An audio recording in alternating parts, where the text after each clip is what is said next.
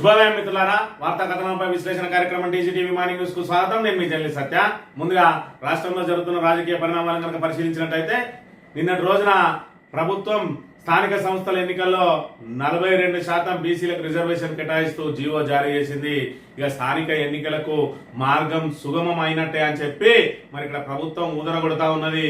మరోవైపు చూసుకున్నట్టయితే 50% రిజర్వేషన్లు మించి ఉండకూడదు అని చెప్పి ఏదైతే సుప్రీంకోర్టు గైడ్ లైన్స్ ఉన్నాయో దానికి విరుద్ధంగా ఇక్కడ జీవో జారీ చేసింది. ఇప్పటి వరకు మరి ఇక్కడ కామారెడ్డి డిక్లరేషన్ లో భాగంగా ఏదైతే స్థానిక సంస్థల్లో 42% రిజర్వేషన్ ఇచ్చి తీరుతామని చెప్పి దాని ప్రకారం అసెంబ్లీలో తీర్మానం చేసి ఆ బిల్లు గవర్నర్ వద్ద పెండింగ్ ఉండగా మరోవైపు ఆర్డినెన్స్ తీసుకుని వచ్చింది. ఆర్డినెన్స్ కూడా గవర్నర్ వద్ద పెండింగ్ లో ఉన్న క్రమంలో ఈసారి మూడోసారి జీవో అని చెప్పి తీసింది.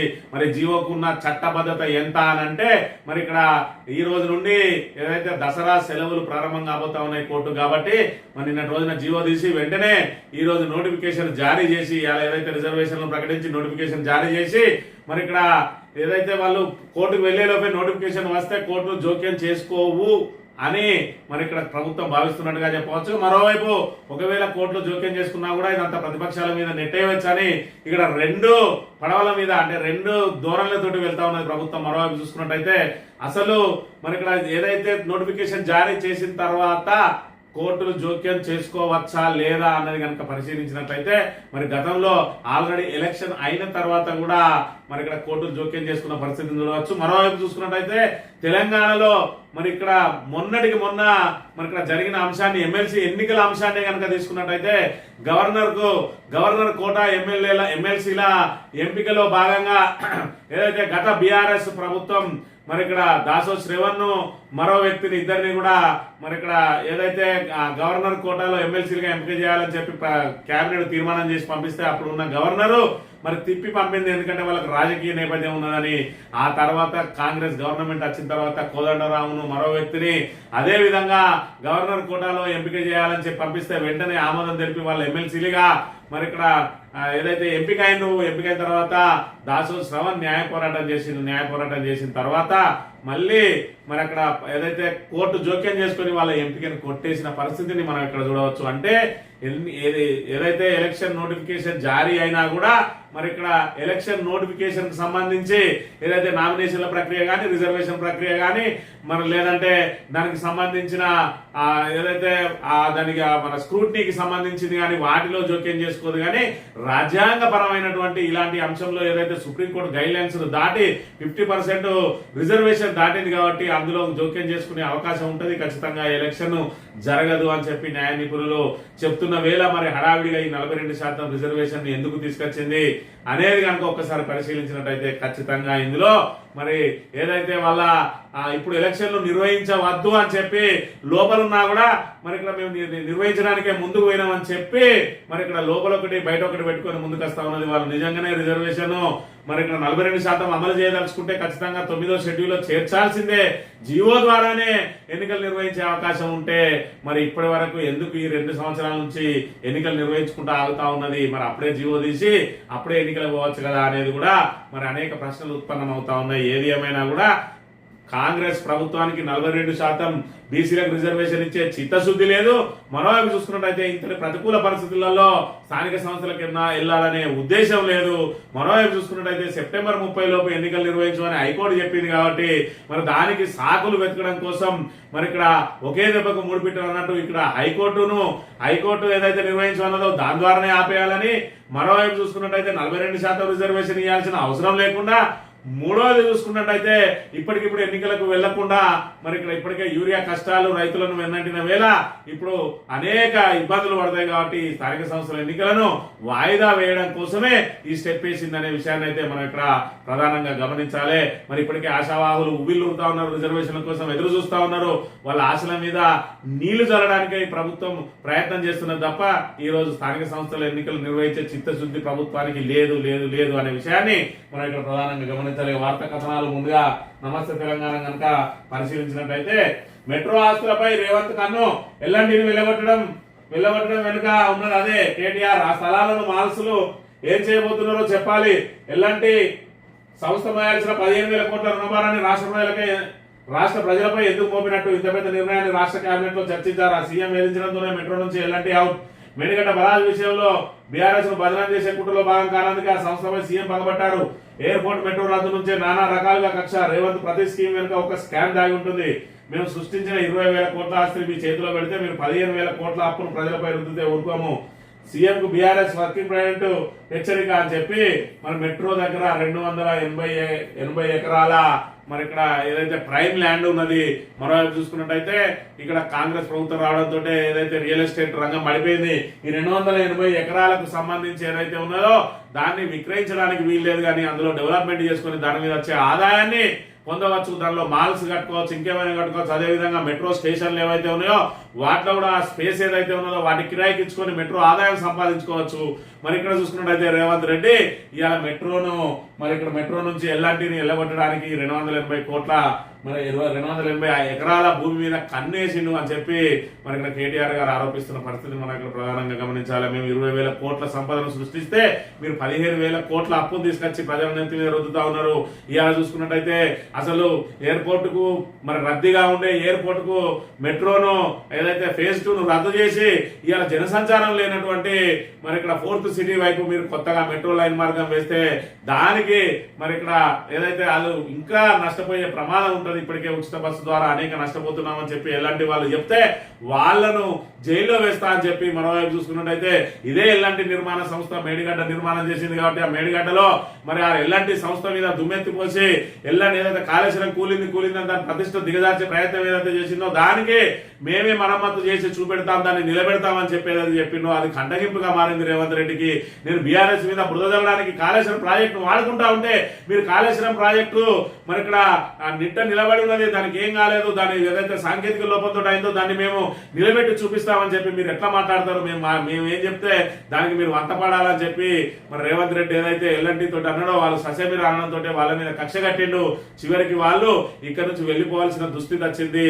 మరి అలా ఏదైతే పీపీపీ ప్రభుత్వ ప్రైవేట్ పార్ట్నర్షిప్ తోటి అంటే పబ్లిక్ ప్రైవేట్ పార్ట్నర్షిప్ తోటి నడిపే వాటికి ఇవాళ లాస్ వదిలేసుకుని వెళ్ళిపోవడానికి 5,900 ఈక్విటీ ఉన్నదాన్ని 2,900 కోట్లు తీసుకొని ఇంకా 3,000 కోట్లు వదులుకోవడానికి కూడా సిద్ధపడ్డది. అని అంటే ఈ ప్రభుత్వ విధానాలు ఏ విధంగా ఉన్నది, బ్లాక్ మెయిలింగ్ ఏ విధంగా ఉన్నది అనేది ఇక్కడ మరి రేవంత్ రెడ్డి ఏ విధంగా నడుచుకుంటా ఉన్నాడు అనే విషయాన్ని కూడా ఇక్కడ నిన్న రోజున కేటీఆర్ కళ్ళ కట్టినట్టుగా చెప్పిన అంశాన్ని మనం ఇక్కడ చూడాలి. కరోనా కష్టకాలాన్ని కూడా ఎదుర్కొన్న ఇలాంటి సంస్థ ఇప్పుడు ఎందుకు వెళ్ళిపోయింది? పెట్టుబడులకు స్వర్గధామంగా ఉన్న తెలంగాణకు ఇది ఒక మాయని మచ్చ. ఫ్రీ బస్ వల్ల మెట్రో జరుగుతున్న నష్టం గురించి మాట్లాడినందుకు స్వయంగా ముఖ్యమంత్రి లోపలిస్తా అంటే ఇక వాళ్ళు ఎవరిని నమ్మి ఇవాళ ఇక్కడ మరి ఇక్కడ పీపీపీ మరి ప్రభుత్వ ప్రైవేట్ భాగస్వామ్యంతో వాళ్ళు నడపాలే. ఇవాళ ప్రభుత్వం మరి ఇక్కడ రవాణా వ్యవస్థ మీద అక్కడ ఆదాయం వచ్చినా రాకున్నా ప్రజలకు మరి ఇక్కడ రవాణా సౌకర్యం కల్పించడానికి ఏదైనా మరి కష్ట నష్టాలు ఉంటే అది సంస్థకు వెసులుబాటు కల్పించే బాధ్యత ప్రభుత్వం తీసుకోవాలి. కానీ ఆ సంస్థ మీద మరి ఇంకా భారం వేయడానికి ప్రయత్నం చేస్తే మొదటికే మోసం వచ్చింది. ఇవాళ ఈ భారాన్ని అంతా కూడా ప్రజల నెత్తి మీద వేసి ఆ భూమిని మాత్రం విక్రయించడానికి ప్రయత్నం చేస్తా ఉన్నాడు రేవంత్ రెడ్డి అని చెప్పి మన కేటీఆర్ ఆరోపిస్తున్న అంశాన్ని మనం చూడవచ్చు. ఇక ఎమ్మెల్యేలను ఏం చేద్దాం? స్పీకర్ తో మంత్రి శ్రీధర్ బాబు న్యాయ నిపుణుల భేటీ, పార్టీ ఫిరాయింపులపై తీసుకోవాల్సిన చర్యలపై చర్చ. నేడు షెడ్యూల్ ప్రకటించే ఛాన్స్, 29 నుంచి విచారణ. ఫిరాయింపులపై సుప్రీంకోర్టు కఠినంగా వ్యవహరిస్తున్న నేపథ్యంలో 10 మంది ఎమ్మెల్యేలపై ఎలాంటి చర్యలు తీసుకోవాలన్న విషయంపై న్యాయవాదులు శాసనసభ వ్యవహారాల శాఖ మంత్రితో అసెంబ్లీ స్పీకర్ శుక్రవారం సాయంత్రం సమావేశమయ్యారు. ఫిరాయింపులకు సంబంధించి సమగ్రమైన స్పష్టమైన సాక్ష్యాలు ఉన్నందున ఎలా ముందుకు పోవాలి, తర్వాత పర్యవసానాలు ఎలా ఉంటాయన్న దానిపై సుదీర్ఘంగా చర్చించినట్టు విశ్వసనీయంగా తెలిసింది. ఈ నెల 29 నుంచి ప్రత్యక్ష విచారణ ప్రారంభించి అక్టోబర్ 5 లోపే ముగించే యోచనలో స్పీకర్ ఉన్నట్టు సమాచారం. ఖచ్చితంగా అన్ని రకాల ఆధారాలు ఉన్నాయి. ఆ 10 మంది పార్టీలో చేరినట్టు, వాళ్ళు పార్టీలో చేరినామని ప్రకటించినట్టు, ఆ పార్టీ ఏదైతే ఎంపీ ఎలక్షన్లలో కొంతమంది ఆల్రెడీ ప్రచారంలో పాల్గొన్నట్టు, వాళ్ళ సోషల్ మీడియా అకౌంట్లలో మరి చేసిన ప్రసంగాలు ఉన్నాయి, వాళ్ళు వీడియోలలో మాట్లాడినవి ఉన్నాయి. వీటన్నింటినీ ఉండగా కూడా ఇంకా బుకాయించే ప్రయత్నం చేస్తే ఖచ్చితంగా సుప్రీంకోర్టులో మన దగ్గర నుంచి మనం వేటు తప్పించినా అక్కడ వేటు పడక తప్పదు. కాబట్టి దీని మీద ఏం చేద్దామని చెప్పి సమాలోచనలో కూర్చున్నారు. ఇప్పటికీ కడియం శ్రీగారి, దానం నాగేందర్ ఇంకా వాళ్ళు మరి వాళ్ళకి సంబంధించిన ఏదైతే వాంగ్మూలం ఇంకా ఇవ్వలేదు, మరి దాంతో వాళ్ళిద్దరు రాజీనామా చేసే దిశగా ఉన్నారు అని చెప్పి తేలిపోతా ఉన్నది. 8 మందిని ఏం చేయాలనే దాని విషయంలో కూడా మరి ఇక్కడ స్పీకర్ ఆలోచన చేస్తా ఉన్నారు. ఉన్నారు. ఖచ్చితంగా 8 మంది మీద కూడా వేటు వేయకపోతే మరి ఇక్కడ బీఆర్ఎస్ సుప్రీంకోర్టు వరకు వెళ్లి ఆధారాలు సమర్పించి వేటు వేయించినట్టయితే స్పీకర్ ప్రతిష్ట దిగజారే ప్రమాదం ఉన్నదని చెప్పి స్పీకర్ ఒకంత ఆవేదన వ్యక్తం చేసినట్టు మరోవైపు చూసుకున్నట్టయితే వచ్చే నెల 6 నుంచి స్పీకర్ విదేశాలకు వెళ్తా ఉన్నాడు కాబట్టి ఈ 29 నుంచి 5వ తేదీలోపే దీన్ని ముగించాలి. ఇద్దరు కూడా ఇరుపక్షాలు న్యాయవాదులను మరి ఇక్కడ ఎంపిక చేసుకోండి మీరు అని చెప్పి కూడా వాళ్ళకు నోటీసులు ఇచ్చిన పరిస్థితి మనం ఇక్కడ గమనించాలి. ఇక ఏదైతే రేవంత్ రెడ్డి ఏ విధంగా ఉన్నాడో యథారాజ తదా ప్రజ అన్నట్టు వాళ్ళ ఎమ్మెల్యేలు కూడా అట్లే ఉన్నారు. రేవంత్ రెడ్డి ఏకంగా నేను ప్రపంచంతో పోటీ పడతా అంటే ఎమ్మెల్యే తన నియోజకవర్గానికి సాయం చేయమని ఏకంగా వరల్డ్ బ్యాంక్ కే లెటర్ రాసిండు. మరి వరల్డ్ బ్యాంకులు ఎమ్మెల్యేలకు ఏ విధంగా మరి ఇక్కడ ఏదైతే అప్పులు ఇస్తారో మరి ఈ ఎమ్మెల్యే విదేశాలలో చదువుకొని వచ్చిండు ఏ విధంగా ఉన్నది అంటే వీళ్ళ తెలివిలు ఏ విధంగా ఉన్నాయి అనే దానికి ఇది నిదర్శనంగా మారింది. రేవంత్ రెడ్డి తన నియోజకవర్గాన్ని పట్టించుకుంటలేడని మరి ఆవేదన చెందింది కావచ్చు పాపం ఈ ఎమ్మెల్యే. ఏకంగా వరల్డ్ బ్యాంకే 100 కోట్లు వరద సాయం చేయమని చెప్పి మరి లెటర్ రాసిండు. వరద సాయం కోసం వరల్డ్ బ్యాంకు లేక కాంగ్రెస్ ఎమ్మెల్యే తీరు నవ్వుల పాలు ప్రపంచ బ్యాంకు నేరుగా వ్యక్తులకు అప్పులు ఇవ్వలేదని తెలియని అజ్ఞానమా? రేవంత్ ప్రభుత్వ సాయం అందివ్వడన్న నమ్మకమా? మదన్ మోహన్ రావు లేక వైరల్ కాంగ్రెస్ లో ప్రతిభావంతులు ఎందరో అంటూ నెటిజన్ల వ్యంగ్యాస్త్రాలని చెప్పి మరి ఎమ్మెల్యే ఎల్లారెడ్డి ఎమ్మెల్యే మదన్ మోహన్ రావు రాసిన లెటర్ ఇవాళ మరి సోషల్ మీడియాలో చక్కర్లు కొడతా ఉన్నది. నానా రకాలుగా ఆయనను ట్రోల్ చేస్తా ఉన్నారు. మరి ఇక్కడ రేవంత్ రెడ్డి నీకు సాయం చేస్తాడని ఆయన మీద నమ్మకం లేదని సొంత పార్టీ మరి సీఎం మీద ఇవాళ వరల్డ్ బ్యాంక్ అడుగుతాను, వరల్డ్ బ్యాంక్ ఎవరికి పడితే వాళ్ళకు నేరుగా అప్పులు ఇస్తుందానే అని చెప్పి ఆయనను మరి ఇక్కడ ఏదైతే ప్రశ్నిస్తున్న పరిస్థితి మనం ఇక్కడ గమనించాలి. ఇక జడ్చర్ల ఎమ్మెల్యే అనిరుద్ రెడ్డి ఇంతకుముందు ఏదైతే మరి ఇక్కడ పొంగులేటి శ్రీనివాసరెడ్డి చేతిలో ఉన్న భూములు ఏదైతే భూములు అన్యాక్రాంతం చేయాలని చెప్పి ప్రయత్నం చేస్తా ఉన్నానని బహిరంగ వ్యాఖ్యలు చేసిండో ఇప్పుడు ఫార్మా మీద పడ్డాడు. అరవింద ఫార్మాను తగలబెడతా, కలుషిత జలాల విడుదలపై చర్యలేవి అసెంబ్లీలో ఫిర్యాదు చేసిన పట్టింపేది. శనివారం ఒక్కరోజే గడిపిస్తున్న ఆదివారం 11 గంటలకు చర్య తప్పదు. ఫార్మా కంపెనీకి పొల్యూషన్ బోర్డుకు జడ్చర్ల ఎమ్మెల్యే అనిరుద్ రెడ్డి అల్టిమేటం అని చెప్పి మరి మీరు విడుదల చేసే ఆ కాలుష్యం వెదజల్లి ప్రజలకు ఇబ్బందులు జరుగుతూ ఉన్నాయి. మీరు కాలుష్య నివారణకు మరి చర్యలే చేపట్టడం లేదని పొల్యూషన్ కంట్రోల్ బోర్డుకు అదేవిధంగా అరవింద ఫార్మాకు మరి ఇక్కడ హెచ్చరిక జారీ చేసిండు. మీకు శనివారం ఒక్కరోజే టైం ఇస్తున్నారు, దీని మీద మీరు చర్యలు తీసుకోకపోతే ఆదివారం ఏకంగా తగలబెడతా అని చెప్పి మరి ఇక్కడ చెప్తున్న పరిస్థితి. అంటే ప్రభుత్వ అసమర్థ వైఖరి ఏ విధంగా ఉన్నదనేది ఇవాళ కాంగ్రెస్ ఎమ్మెల్యేల మరి ఇక్కడ బాహాటంగా చేసే ప్రకటనలు మరి ఇక్కడ బాహాటంగా రాసే లెటర్ల ద్వారా తేడతెల్లమవుతున్న పరిస్థితిని మనం ఇక్కడ చూడాలి. ఈ సర్కార్ తప్పిదంతోనే మెట్రో భారం లోపభూయిష్టంగా మెట్రో విస్తరణ ప్రాజెక్టు డిపిఆర్ ముందు చూపు లేకుండానే 43,000 కోట్ల ప్రతిపాదనలు. గతంలోనే డిపిఆర్ అనేక లోపాలను ఎత్తి చూపిన కేంద్రం వాటిపై స్పష్టత ఇవ్వకుండా కేంద్ర ప్రభుత్వం కాలయాపన. కేంద్రానికి రేవంత్ ప్రభుత్వం కాలయాపన. కేంద్రానికి ఎలాంటి లేఖతో ప్రభుత్వ నిర్వాహకం పట్టబోయాలు. ఆ తర్వాత అడవిడిగా సంప్రదింపులు చేసి మెట్రో టేక్ ఓవర్.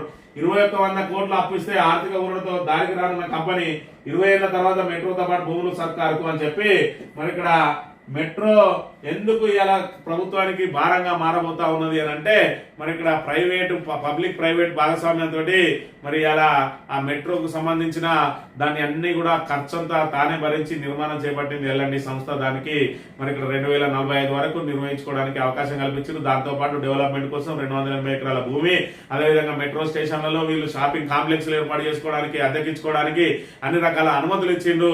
మరి అలా చూసుకున్నట్టయితే మరి ఏదైతే ఫేజ్ 2 ఫేజ్ 3 విస్తరణ అయితే మరింత మరి పెరగాలి, ఆర్థికంగా అది లాభపడే ప్రయోజనం కలగాలి. కానీ వీళ్ళు చేసే ఈ ప్రతిపాదనలతోటి భారం పెరుగుతా ఉన్నది, లాభం తగ్గుతా ఉన్నది. అసలు జనసంచారమే లేనటువంటి 4th సిటీకి మెట్రో చేస్తే ఏం లాభం? జనసంచారం ఉన్నటువంటి మరి ఇక్కడ ఎయిర్పోర్ట్ కు రద్దు చేయడం వెనుక ఆంతర్యం ఏందని చెప్పి మరి పూర్తి స్థాయిలో వాళ్ళ అస్తవ్యస్త నిర్ణయాల మూలంగా ఇవాళ ప్రభుత్వం మెడకు మెట్రో గుదిబండగా మారుతున్న అంశాన్ని మనం చూడాలి. సాక్షి దినపత్రిక విషయానికి వస్తే బీసీలకు 42% కోట, స్థానిక సంస్థల ఎన్నికల్లో రిజర్వేషన్ కల్పిస్తూ జీవో జారీ, వెనుకబడిన వర్గాలకు సామాజిక న్యాయం కల్పించేలా చారిత్రాత్మక నిర్ణయం అట. రాజ్యాంగ నిబంధనల మేరకు రాజకీయ రిజర్వేషన్ కల్పిస్తున్నాడు వెల్లడి. బీసీల సమగ్ర అభివృద్ధి సాధ్యమనే లక్ష్యమన్న ప్రభుత్వం ఉత్తర్వులకు అనుగుణంగా చర్యలకు పీఆర్ మున్సిపల్ శాఖలకు ఆదేశం. బీసీ రిజర్వేషన్ నిర్ధారణ కోసం గత ఏడాది డెడికేటెడ్ బీసీ కమిషన్ ఏర్పాటు చేసిన సర్కార్ అసెంబ్లీ మండలిలో బీసీ వర్గాల బిల్లుకు ఆమోదం. మరి నేడే స్థానిక షెడ్యూల్ అట మండల జడ్పీ పంచాయతీ రిజర్వేషన్లు కూడా ఈ రోజు విడుదల చేయబోతా ఉన్నారు. ఆ తర్వాత షెడ్యూల్ రిలీజ్ చేయబోతా ఉన్నారు. హడావిడిగా ప్రభుత్వం ఇవన్నీ చేస్తా ఉన్నది. కానీ దీనికి చట్టబద్ధత ఎంత?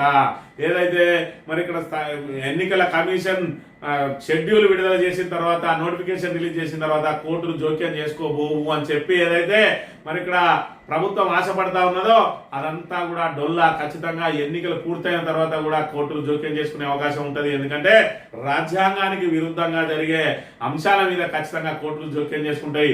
మరొక అంశం ఏంటి అని అంటే, ఇక్కడ ఏదైతే ఇవాటి నుండి దసరా సెలవులు ప్రారంభం కాబోతా ఉన్నాయో కేవలం వెకేషన్ బెంచ్ మాత్రమే ఉంటది, రెగ్యులర్ బెంచ్ ఉండదు. ఆ వెకేషన్ బెంచ్ కూడా 2-3 రోజులకు ఒకసారి మరి ఆ వెకేషన్ బెంచ్ మరి ఇక్కడ ఏదైతే ఉంటది. కాబట్టి ఇప్పుడు నోటిఫికేషన్ రిలీజ్ చేస్తే వీళ్ళు పోయే లోపల మనం ఆల్రెడీ ఎలక్షన్ ప్రక్రియను ప్రారంభించవచ్చు. అప్పుడు కోర్టు ఎలక్షన్ ప్రక్రియ ప్రారంభమైంది, మేము జోక్యం చేసుకోలేము అంటాము అని అనుకుంటా ఉన్నది. కానీ అది ఎట్టి పరిస్థితుల్లో సాధ్యం కాదు అని న్యాయ నిపుణులు చెప్తున్న పరిస్థితి. ఖచ్చితంగా ఇది రాజ్యాంగానికి విరుద్ధం, సుప్రీంకోర్టు గైడ్ లైన్స్ కు విరుద్ధం. కాబట్టి దీన్ని ఖచ్చితంగా హైకోర్టు అనుమతిస్తుంది. అనుమతించి దీన్ని ఏదైతే పిటిషన్ స్వీకరిస్తుంది. స్వీకరించిన తర్వాత ఖచ్చితంగా దీని మీద ఎలక్షన్ ఆపే అవకాశం ఉంటది. కాబట్టి ఇది కేవలం కంటితుడుపు చర్య. అదేవిధంగా ఏదైతే సెప్టెంబర్ 30 లోపు ఎలక్షన్ నిర్వహించాలని చెప్పి హైకోర్టు ఏదైతే ఆదేశం జారీ చేసిందో దాని నుంచి తప్పించుకునే ప్రక్రియ. మరోవైపు 42% రిజర్వేషన్ అమలు చేయడానికి తాము ప్రయత్నం చేసినామని చెప్పి మరి ఇక్కడ ఏదైతే కావాలని మరి ఇక్కడ చేసినట్టుగా చూపించుకోవడానికి ప్రక్రియ. చేసింది లేదు, పాడలేదు, కానీ చూపించుకునే ప్రక్రియ జీవో ద్వారా సాధ్యం కాదని తెలిసినా కూడా 6 గ్యారంటీలు ఆచరణ సాధ్యం కావని తెలిసి ఏ విధంగా అయితే హామీ ఇచ్చిందో ఇవాళ 42% కూడా ఇది జీవో ద్వారా సాధ్యం కాదని తెలిసి కూడా జీవో ఇచ్చారనే విషయాన్ని మనం ఇక్కడ ప్రధానంగా చూడాలి. మూసి ముంచేసింది. శుక్రవారం రాత్రి ఒక్కసారిగా పొంగిన నది. నీట మునిగిన మహాత్మా గాంధీ బస్ స్టేషన్, పరివాహక ప్రాంత కాలనీలన్నీ జలమయం. ప్రజలను సురక్షిత ప్రాంతాలకు తరలించిన హైడ్రా. ఎస్డిఆర్ఎఫ్ ఎంజీబీఎస్ నుంచి ప్రయాణికుల తరలింపు అని చెప్పి హైడ్రా అనేది ఎక్కడ మనకు వరదలు వస్తాయో దాన్ని ముందుగానే పసిగట్టి అక్కడ మన దానికి ఆ వరదలన్నింటినీ కూడా వేరే వైపు మళ్లించి జనావాసాల్లోకి నీళ్లు రాకుండా మరి ప్రయత్నం చేస్తుంది. హైడ్రా కేవలం కూల్చివేతలకు కాదు అని చెప్పి హైడ్రా ఏర్పాటు సమయంలో నానా హంగామా చేసింది రేవంత్ రెడ్డి. ఇవాళ కేవలం హైడ్రా కూల్చివేతలకే పరిమితమైంది. ఇవాళ ఎంజీబీఎస్ లాంటి బస్ స్టాండ్ ఏదైతే దేశంలోనే ప్రతిష్టాత్మకమైనటువంటి బస్ స్టాండ్ ఇలా నీట మునుగుతా ఉన్నది అని అంటే హైడ్రా ముందస్తు చర్యలేవి, అవి అయితే ఉప్పొంగి వస్తున్నాయో నీటిని వాటిని తరలించే ప్రక్రియ ఏది, వాటికి దారిని సుగమం చేసే ప్రక్రియ ఏది, పోని ముందస్తు హెచ్చరికలేవి. ఇక ఈ రకంగా హైడ్రా ఏ రకమైన ఫెయిల్యూర్స్ పొందుతా ఉన్నదో మనం ఇక్కడ చూడాలి. ఇక 42 జీవో మీద ఈ బాకా పత్రికలన్నీ కూడా మరి పూర్తి స్థాయిలో ఊదుతా ఉన్నాయి రేవంత్ రెడ్డికి అనుకూలంగా. ఇక నూతన డీజీపీగా శివధర్ రెడ్డి నియామక ఉత్తర్వులు ఇచ్చిన సీఎం రేవంత్ 1న బాధ్యతలు స్వీకరించనున్న 1994 బ్యాచ్ ఐపీఎస్ అధికారి నిలాకరణ జితేందర్ పదవి విరమణ. త్వరలో కీలక ఐపీఎస్ బదిలీలు అని చెప్పి మన నూతన డీజీపీగా శివధర్ రెడ్డి ఏదైతే ఈ నిలాకరతోటి డీజీపీ పదవి కాలం మూస్తా ఉన్నదో కొత్త డీజీపీ కూడా ఆల్రెడీ శివధర్ రెడ్డి ఇప్పుడున్న ఇంటెలిజెన్స్ మరి డీజీగా ఉన్నటువంటి శివధర్ రెడ్డిని పూర్తి స్థాయి డీజీపీగా నియమించడం జరిగింది. మరి ఇక్కడ ఎలక్షన్ నోటిఫికేషన్ వస్తా ఉన్నది. 2-3 రోజులు మరి దసరా ఉన్నది. 2-3 రోజులు నోటిఫికేషన్ ఉంటది. ఏదైతే కోర్టు ఆపే వరకు కూడా నోటిఫికేషన్ ఫోర్స్ లో ఉంటాయి. కాబట్టి మనం వెంటనే శివధర్ రెడ్డిని కూడా ఇక్కడ డీజీపీగా ప్రకటించిన అంశాన్ని మనం చూడవచ్చు. సొమ్ము చెల్లిస్తే చెక్ బౌన్స్ నుంచి విముక్తి. ట్రయల్ కోర్టులో వాంగ్మూలం నమోదుకు ముందే చెల్లించాలి. ఆ తర్వాత అయితే 5% జరిమానా. కేసు హైకోర్టుకు వెళ్తే 7.5%, సుప్రీంకోర్టుకు వెళ్తే 10%. చెక్ బౌన్స్ కేసుల్లో సుప్రీంకోర్టు తాజా మార్గదర్శకాలు. భారీ సంఖ్యలో పేరుకుపోతున్న చెక్ బౌన్స్ కేసులు. మరి ఇక్కడ ఏదైతే చెక్కులు ఇవ్వడం ఆ తర్వాత ఎగవేయడం ఆనవాయితీగా మారింది. మరి చెక్ బౌన్స్ కేసులలో కోర్టులు పూర్తి స్థాయిలో సీరియస్ గా ఉన్నాయి. ఖచ్చితంగా మరి చెక్ బౌన్స్ నుంచి విముక్తి పొందాలంటే డబ్బులు చెల్లించాల్సిన పరిస్థితే. మీరు ఎన్ని ఒత్తిళ్లు తెచ్చినా ఏం చేసినా ఇవాళ చెక్ బౌన్స్ నుంచి తప్పించుకోలేరు. కాబట్టి ఈ స్థానికంగా ఎవరైతే చెక్కులు ఇచ్చారో వాళ్ళు కూడా తొందరగా వాళ్ళకి డబ్బులు ఇచ్చి సెటిల్ చేసుకోకపోతే జైలుకు ఒక తప్పదనే విషయాన్ని ఇక్కడ గమనించాలి. ఫార్మాపై కొరడా. బ్రాండెడ్ పేటెంట్ ఔషధాలపై 100% అక్టోబర్ 1 నుంచి అమలు. తగ్గిన పలు ప్రముఖ ఫార్మా కంపెనీల షేర్ల విలువ. ఈ సుంకాల పెంపు జనరిక్ ఔషధాలపైన కాదట. కాబట్టి భారతీయ కంపెనీలపై ప్రభావం తక్కువే, ఇండియన్ ఫార్మాస్యూటికల్ అసోసియేషన్ ప్రకటన అని చెప్పి మరి ఇక్కడ ట్రంప్ ఇంకా సుంకాల యుద్ధం చేస్తూనే ఉన్నాడు. మరి ఇక్కడ ఫార్మా కంపెనీల మీద కూడా ఆల్రెడీ యుద్ధం ప్రకటించిండు. 100% సుంకాలు విధిస్తా ఉన్నాడట. దీని ద్వారా అమెరికా పౌరులకే మరి వైద్యం మరింత ప్రియమయ్యే అవకాశం ఉన్నది. అయినప్పటికీ కూడా ఏదైతే భారత్ లాంటి మరి ఇక్కడ దేశాల మీద ఏదైతే ఇబ్బందులు పెట్టాలి, వాళ్ళ మీద ఎగుమతుల మీద ఇబ్బందులు సృష్టించాలి, దాని మీద సుంకాలు వేసి ఎగుమతుల మీద పెద్ద ఎత్తున ఆంక్షలు విధించాలని చెప్పి ఈ ప్రయత్నాలు చేస్తా ఉన్నాడు ట్రంప్.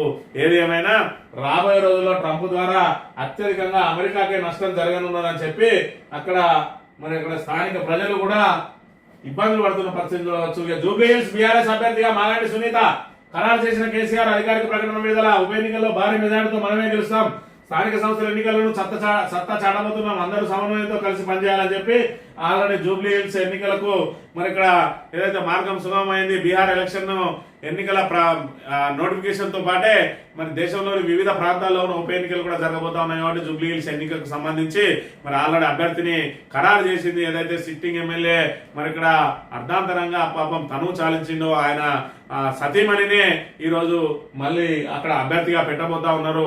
ఒకవైపు ఇప్పటికే కాంగ్రెస్ మీద తీవ్ర స్థాయిలో వ్యతిరేకత వ్యక్తమవుతా ఉన్నది, మరోవైపు బీఆర్ఎస్ గాలి కనబడతా ఉన్నది, మరోవైపు ఇటు సానుభూతి, దాంతో డిపాజిట్ దక్కిన కాంగ్రెస్ కు అని చెప్పి మరి ఇక్కడ మల్లగుల్లాలు పడుతున్న పరిస్థితి మనం ఇక్కడ చూడవచ్చు. కాంగ్రెస్ ఈనాడు దినపత్రిక విషయానికి వస్తే బీసీలకు రిజర్వేషన్లకు సంబంధించి మరి ఇక్కడ పెద్ద ఎత్తున ప్రచారం చేస్తా ఉన్నాయి. కానీ బీసీ రిజర్వేషన్ 42% తోటి రేవంత్ రెడ్డి కనుక ఎలక్షన్ నిర్వహించకపోతే దానికి పూర్తి బాధ్యత రేవంత్ రెడ్డి ఆయన మంత్రివర్గమే వహించాలి. ఇతరుల మీద నెపం నెట్టి ఈ 42% రిజర్వేషన్ అమలు చేయకపోవడానికి ప్రతిపక్షాలే కారణం, కోర్టుకోవడమే కారణం అనకుండా మీరు రాజ్యాంగబద్ధంగా ఏదైతే చట్టబద్ధంగా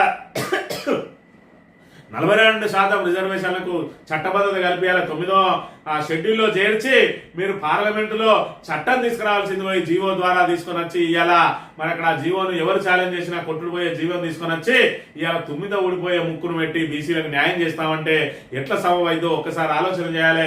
ఇది ఖచ్చితంగా బీసీలకు మరి కాంగ్రెస్ చేసిన ద్రోహమే. 42% తోటి కనుక ఎలక్షన్ నిర్వహించినట్టయితే ఇది కాంగ్రెస్ సాధించిన విజయంగా, ఇది రేవంత్ రెడ్డి సాధించిన విజయంగా మనం చెప్పుకోవాలి. ఒకవేళ 42% తోటి కనుక ఎలక్షన్ నిర్వహించలేకపోతే ఖచ్చితంగా కాంగ్రెస్ బీసీలందరికీ క్షమాపణ చెప్పాలి. మరి ఇక్కడ మోసం చేసినందుకు ఖచ్చితంగా వాళ్ళ మంత్రివర్గంతో సహా మరి ముఖ్యమంత్రితో సహా అందరూ కూడా బేషరతుగా క్షమాపణ చెప్పి మేము మోసం చేసిన బీసీలమని చెప్పి బేషరతుగా ఒప్పుకోవాల్సిన బాధ్యత రేవంత్ రెడ్డి ఆయన కో మీద ఉన్నదని తెలియజేస్తూ ఇది ఈ రోజు మార్నింగ్ న్యూస్ తిరిగే వద్ద. Thank you very much.